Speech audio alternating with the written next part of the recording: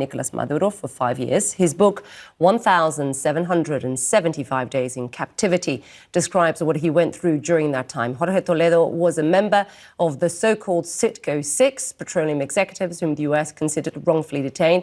He joins me now live from Austin in Texas. Jorge, wonderful to see you again. It's been a while since you and I spoke. You were released, of course, from captivity. Indeed. You were there for many, many days, that we just told 1,775 days to be exact. Can I just first, Jorge, get your reaction to those images of seeing Maduro captured and in handcuffs in the US? What does this mean to you, Jorge? Well, it's a couple of things came into my mind. The first one is, the cause and effect. So this individual caused a lot of suffering to an entire country and citizens from other places like myself. But in the other side, I recall my first day in prison and how I felt. And I thought, now you're on the other side of the fence. So now you know how it feels to be, in that situation. So, but in summary, for me, is cause and effect. And Jorge, viewers might not know this. You were held in the notorious helicoid prison. You faced physical, you faced psychological torture. This is something you write about in your book. Speak, first of all, to what you went through, because this tells us what the Maduro regime is really capable of, right? I know the regime has committed many atrocities, even facing accusations of crime against humanity. Speak to what you went through and some of your colleagues at Citgo Six. Well, as you said, and as I wrote, I documented in my book, I went through a physical and psychological torture in not only at El Helicoide, also in the DGCIM, which is the maximum security military prison that I spent 50% of my time. Honestly, I never thought that kind of evil exists in humankind. Something that I noticed also was the influence of Cubans, Iranians, and their methodologies of torture. This is something that was openly discussed within the prison, not only within the prisoners, also the guards mentioned this. So I am very concerned, by the way, for the whereabouts of the political prisoners, people that I met in prison that are still in prison in Venezuela, because of the risk of retaliation, so their life is in jeopardy.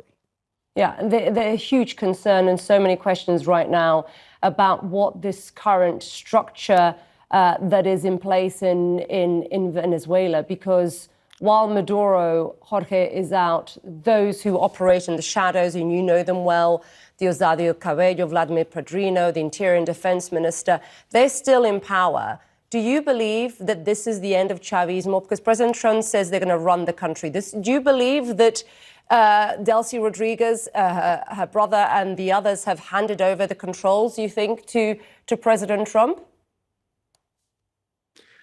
Well, I think that if they want to implement democracy in the country, they need to, remove not only Maduro, also his entourage. So because we're not talking about a government or ideology, we're talking about a bunch of criminals abducting an entire country. So it's Maduro is the head, but there's an architecture that was built during the past more than 26 or 30 years ago.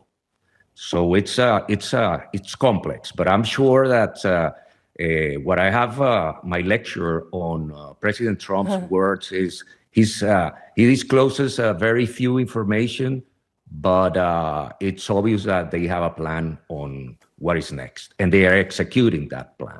Well, let's hope they do. But you're right about the structure. It's a whole criminal enterprise. That's for sure. And while I have you here, because we are running out of time, Jorge, you were a former Citgo, a petroleum executive. When the president, and we heard them say this yesterday, when the president says, Jorge, that the US will take control of Venezuela's oil reserves, what do you make that to mean? I mean, there are plenty of questions, first of all, and we won't get into this with you. It's not area of expertise about the legality of this. But from an industry perspective, speak to how challenging that might be, because under Maduro and Chavez, the whole infrastructure has been completely mismanaged and ruined. Well, it's again, there's a very little information on a huge and complex issue. So you have inactive oil wells that need to be restarted, and sometimes to restart an oil well is more expensive than drill a new one. So this takes time. The value chain of the oil business is extensive. So you have oil production, you also have the refineries. So, but I think the point is the Venezuelan crude oil hasn't been present in the United States since before I was detained in Venezuela. So the other barrels replaced the Venezuelan barrels in the Gulf Coast. The Venezuelan barrels were going mainly to China, to Pacific, at very high discounts.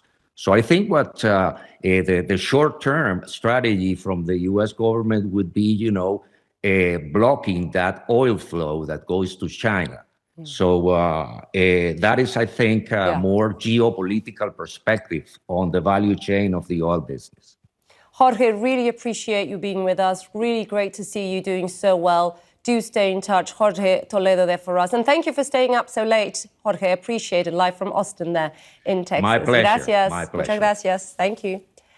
And still to come, the latest.